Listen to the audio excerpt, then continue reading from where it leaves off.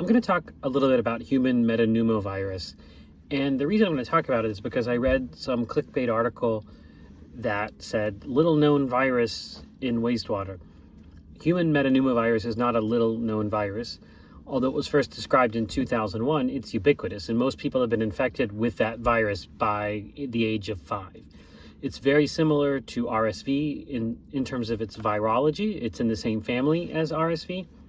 And what it does is cause upper respiratory tract infections. So fevers, chills, runny nose, and in severe cases, it can cause pneumonia. What's interesting about human metapneumovirus is that a couple hundred years ago, it diverged from bird species and got into humans.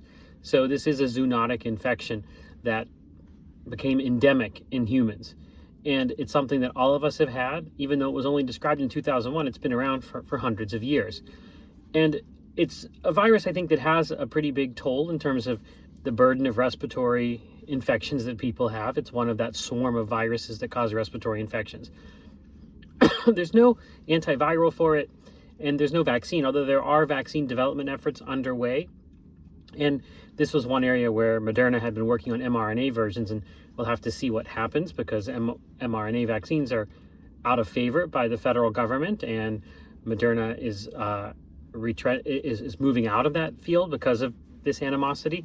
But human metapneumovirus was one that they were slated to develop a vaccine for, and I think that would be a good thing because we worry about these viruses causing a burden of illness, especially in immunocompromised individuals. And the better we are dealing with human metapneumovirus, there may be other versions of this in animal species.